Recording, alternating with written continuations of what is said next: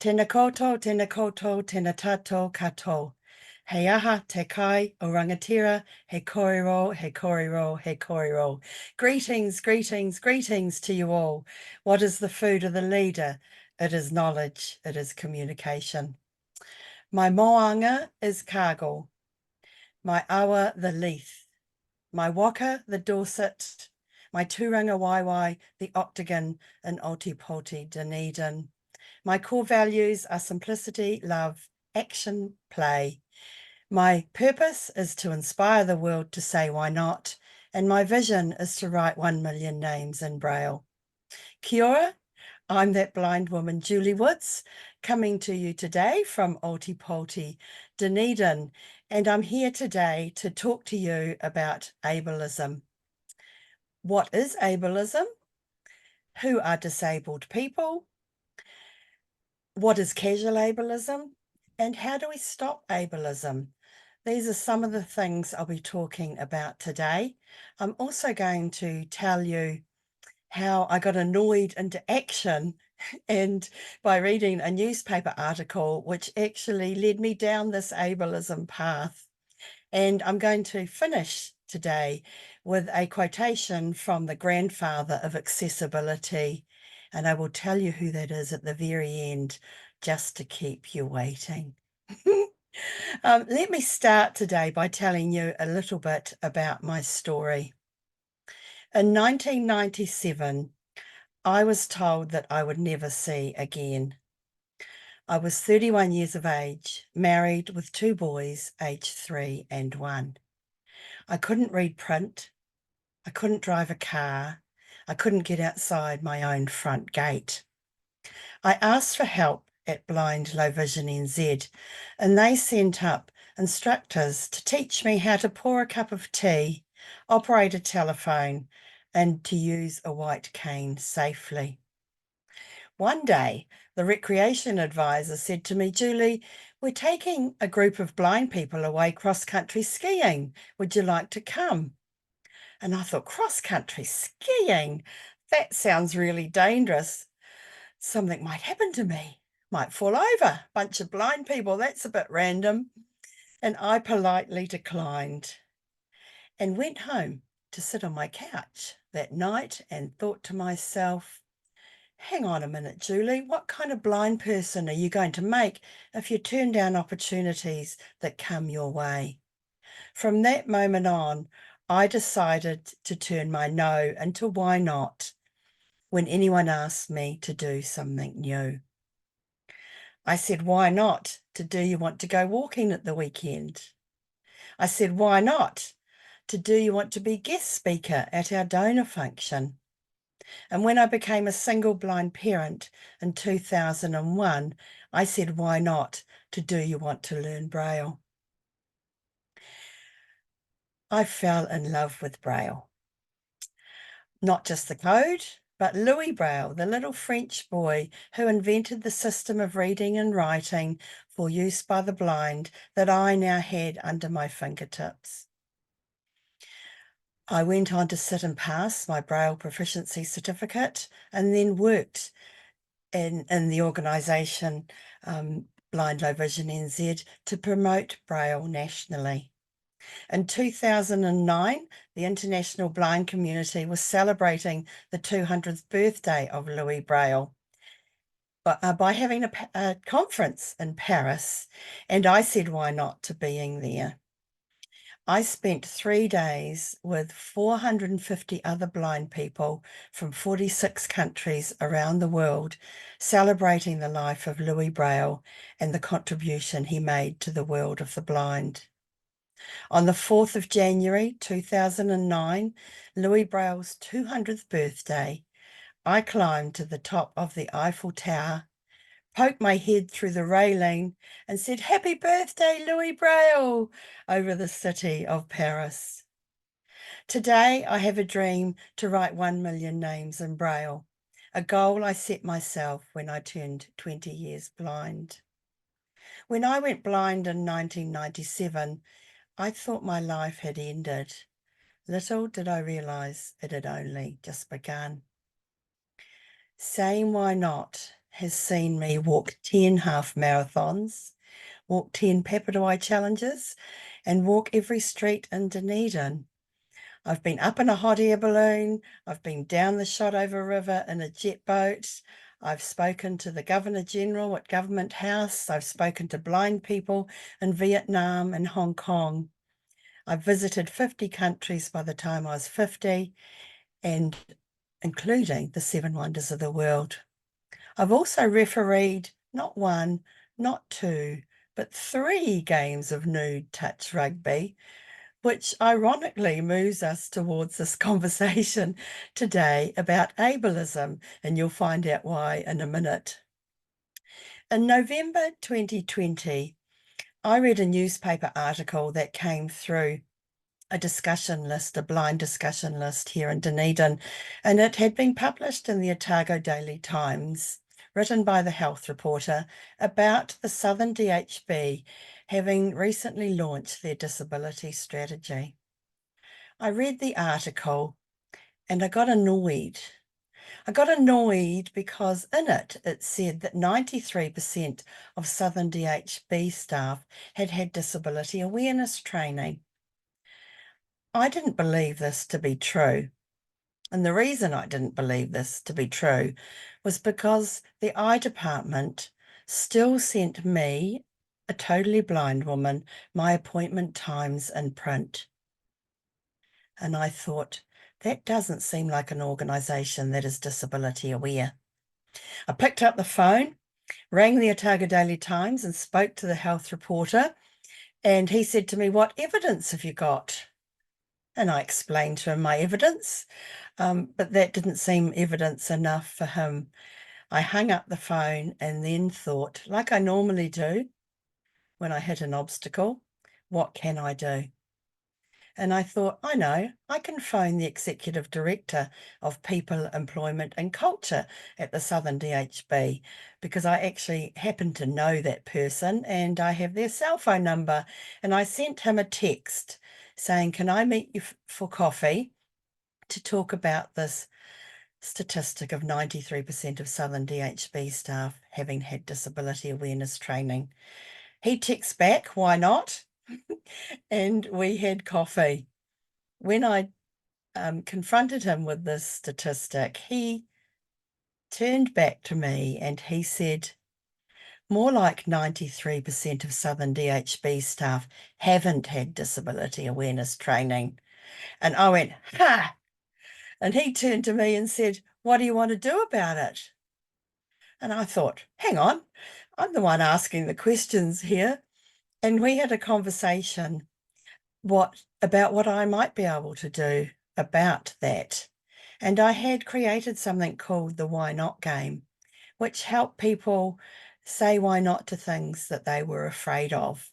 And I thought that might work quite well for the disability sector, because a lot of people are afraid of disabled people and their interactions that they have with them, or they have in their mind that they're going to have with them. I left that meeting, came home and thought about what I might do in terms of disability awareness. I incorporated questions that people could say why not to, and went exploring for some disability theory from the World Health Organization, the United Nations, and then searching around looking for information, which of course led me to information about ableism.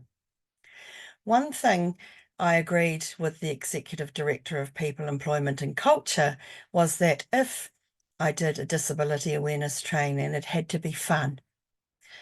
And it's one of my core values, as I've just explained, play.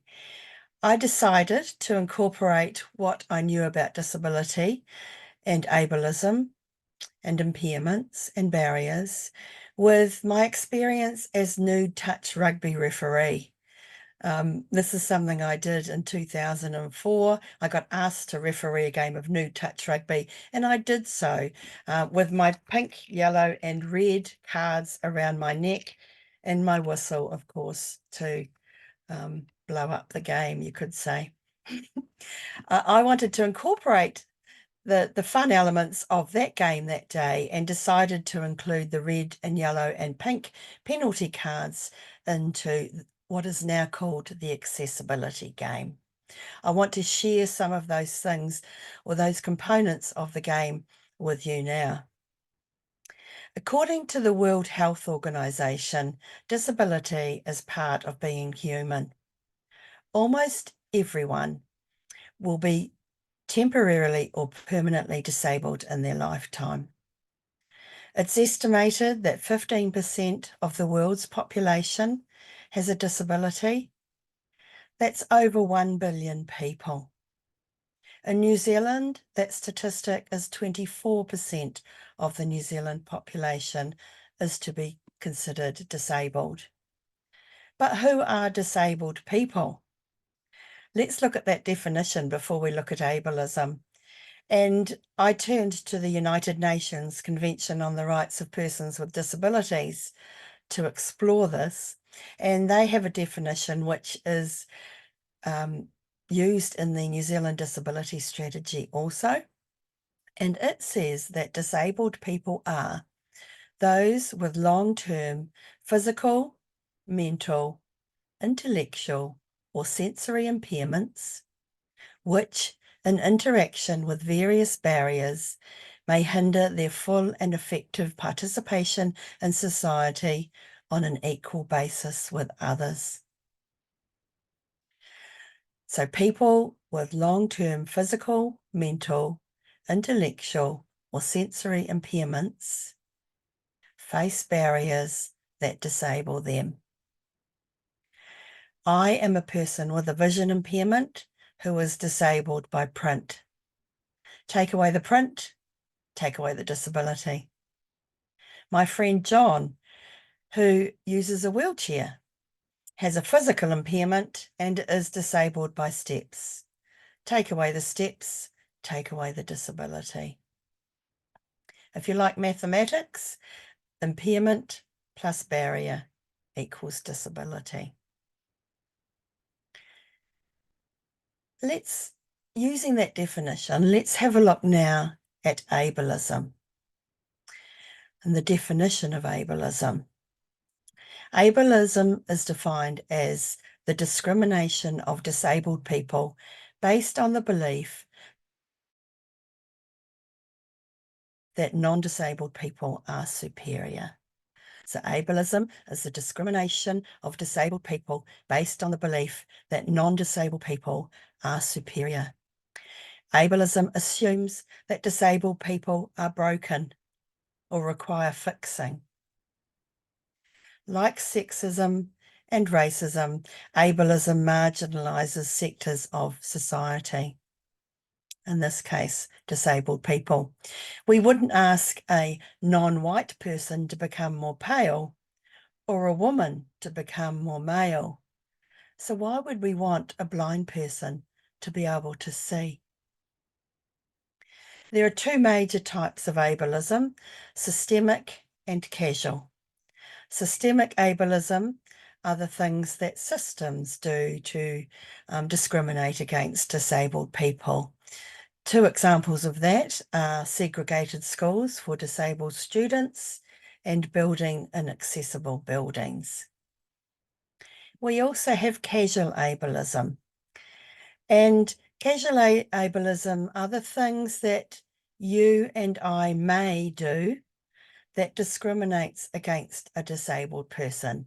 And I say you and I because this is a learning journey for all of us, including me. And since exploring ableism, I've learned about a lot of the ways that I may have discriminated against disabled people myself, unwittingly, but nonetheless, I have participated in casual ableism too. In the accessibility game, I use red and yellow cards to help send ableism to the sin bin. And we'll look at some of the statements on the yellow cards in a minute, but I want to go through a list of terms or descriptions that disabled people have shared with me that have been used to describe them. And it's a long list, and I'll go through it, and you can think about those terms, and it may give you a tool to use later when you hear these terms being used once we've finished our time here today. A coomera short of a hangi. Bonkers. Crippled. Deaf as a post. Everybody's got that. Freak. Gnome. Handy-capable. Idiot. Junkie. Karen no legs. Loony. Mad as a snake. Nutty as a fruitcake. Other people. Psycho. Quirky. Retard. Special needs. Those people. Unco. Vulnerable. Wheelchair bound. Extra special needs. You don't look deaf. Zip your lips. These are all terms that disabled people have shared with me to describe the way they have been called, or terms that have been used against them. And I'm sure some of you, or all of you, will be familiar with some of those terms. Let's have a look at some of the statements that are on the yellow cards in the accessibility game. And yeah, coloured cards were introduced into sport in the 1966 Football World Cup, when international teams all came together, and it was a way of the referees communicating with players when they weren't able to use language. And that's how they came about, and it seems like a good reason to use the coloured cards in explaining ableism as well. So the yellow cards, as I said, contain statements that are spoken terms of ableism. Let me go through 3 of them with you now, including the ones that I've just mentioned, of course. The first one is, but you don't look disabled. I had this said to me, well, I have it said to me quite a lot, but a year or so ago, I was in a professional meeting, and the man who was in the meeting looked at this card and he said, but Julie, I'd mean that as a compliment. And I turned to him and said, well, what's wrong with looking disabled? A lot of impairments are invisible, as we know, around 70%. So what does disabled look like? You can't tell whether someone is disabled or whether they have an impairment. And it's a judgment often that's made about us. And it's something that we get a lot as disabled people. The next one we get a lot, and one of the statements on the yellow cards, is, can I pray for you? Disabled people get this all the time. And this buys into that assumption that I spoke about before, that ableism assumes that disabled people require fixing or we're broken. So if someone prays for us, then we will be fixed. I was in a railway station in Copenhagen in 2015 with my husband, Ron, and we were hopping into the lift at the train station. Always a stressful time because you're never quite sure where you're going, especially when you're blind. And this lady came chasing us down and jumped into the lift, and she said, can I pray for you? Can I pray for you? And I said, why? And she said, because you are blind. And I said in my best Danish, but I'm blind and happy. And she finally left, and we were able to carry on with their day. But she made the assumption that I was broken and that I required fixing, and that through prayer she was able to fix me. I think it's the assumption that I'm not happy is probably the one I find the hardest. And as a blind person, I am happy. So it's assuming that the disabled person is suffering in some way. And that leads us on to our third statement that I want to share with you today. The statement on the card is he suffers from depression. And you'll hear the word suffer a lot when it comes to impairments. Often it's assumed that because someone has an impairment, they are suffering, but often people aren't suffering. And if a person who has depression wants to suffer, then that's up to them. It's not up to the non-disabled person to decide that the person with depression must suffer. I don't suffer from vision loss. The only thing I suffer from is optimism.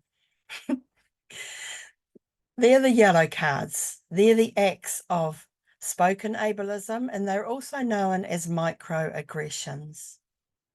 I hope that they've helped you understand how powerful language can be and the kinds of things that disabled people, I'll say, put up with or discriminated against very often on a, I'll say, daily basis, but very often.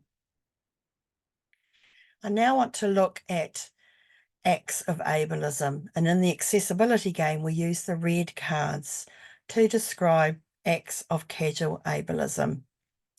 These are the things that you and I may do to discriminate against disabled people. And I've got 3 of the terms from the red cards that I'd like to share with you now. The first one is asking invasive questions about somebody's impairment. And this can happen a lot. You can imagine how often I've been asked, how did you go blind? I may have only sat next to someone for a minute.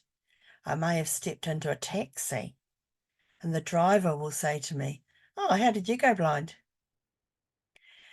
You can imagine how exhausting it is for disabled people to have to reveal their medical history whenever they go out for dinner or get a ride in a taxi. So think carefully before you ask questions about somebody's medical condition or disability. And if you do, ask their permission. The next one statement on one of the cards is resting on, touching, or playing with somebody's mobility device. Mobility devices become an extension of a disabled person's body. For me, it's my white cane.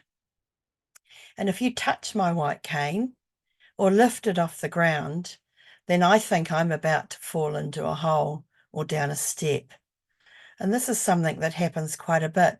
People who are guiding or walking alongside my guide and I have my cane, they'll lift my cane up to point it in the direction they want me to go.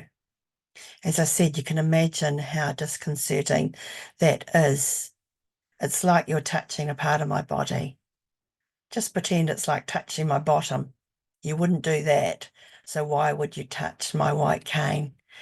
My friend John, who uses a wheelchair, has taken the handles off the back of his chair because he got tired of people pushing him involuntarily or without permission. They are the measures that disabled people go to so that a non-disabled person is unable to touch, rest on, or play with their mobility device. The third thing I want to share on the card is choosing an inaccessible venue. And this is something you can all help with because when we book events for book a venue for an event, it's important that we ask as organisers whether the venue is accessible for a disabled person, sorry. or disabled people. And it's the act of asking that raises awareness with the venue owner and puts pressure on the venue owner to start asking themselves the same questions. And of course, an accessible venue is an act of ableism. It creates a barrier that prevents a disabled person participating in that event. And I'm sure all of you in this room would not want to be part of that kind of ableism. So next time you're booking an event, ask the venue owner, is your venue accessible?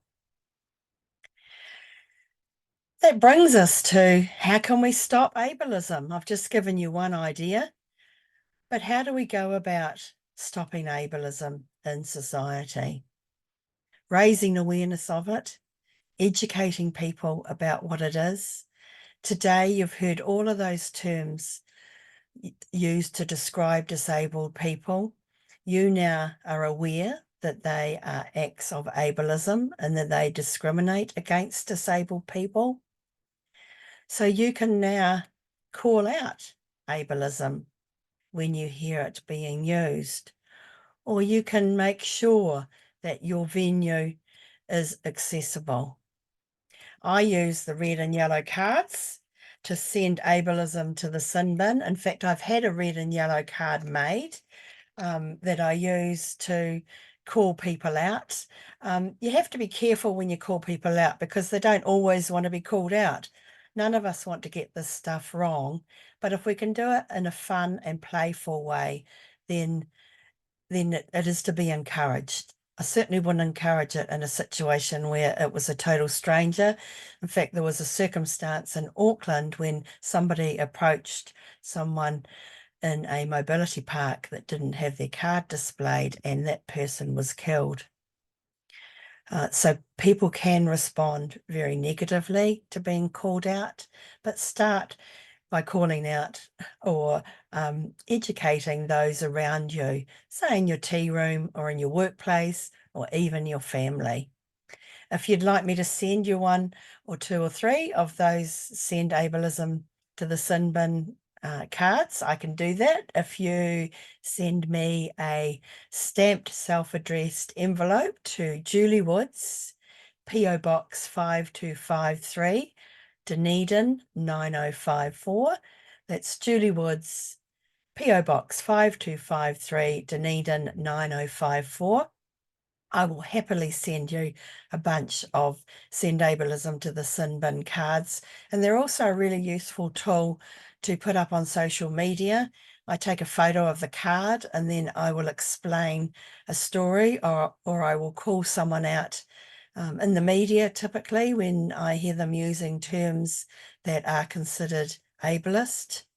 It's all about educating those around us so that disabled people can go out and live everyday lives without the barriers, without the discrimination, and without the unpleasantness that we encounter regularly by just doing the things that we want to do. I want to finish today with a quotation from the grandfather of accessibility, Louis Braille. Yes, our hero, our blind hero. And on the 4th of January 2009, as I mentioned earlier, Louis Braille was born in a small village in Coupvray, 40 kilometres east of Paris. Louis Braille's father was a harness maker, and at the age of 3, Louis crept down to his father's workshop and had an accident with a sharp tool called an awl. Louis got an infection in his eye, which spread from his left eye to his right, and within a year he was left totally blind. He went on to attend his local primary school, and at the age of 10, they changed the laws in France, and he was invited or convinced to go to the first school for the blind in Paris. It was while he was there, an army captain called Charles Barbier came to the school for the blind with a system of writing for soldiers to use in the dark. so that it wouldn't give away their enemy position. It was based on 12 dots, but the code was too complicated for the soldiers, and Charles Barbier thought it may have some use for the blind. In the classroom that day was Louis Braille. He got hold of the captain's code, and he spent the next 3 years of his life, his nights, his weekends, and his holidays, inventing the system based on 6 dots that could be read under the pad of one finger that now bears his name. Louis Braille was just 15 years of age. He died on the 6th of January, 1852, at the age of 43. In 1841, he wrote, "We must not be pitied, nor reminded we are vulnerable. We must be treated as equals, and communication is the way we can bring this about." Ableism discriminates against disabled people. All we want is to be equal with others. Disabled people weren't born inferior, and non-disabled people weren't born superior. We just want to be equal and be like everybody else. Thank you for joining me today in this conversation about ableism, and I hope that you will join me in sending ableism to the sin bin. Kia ora.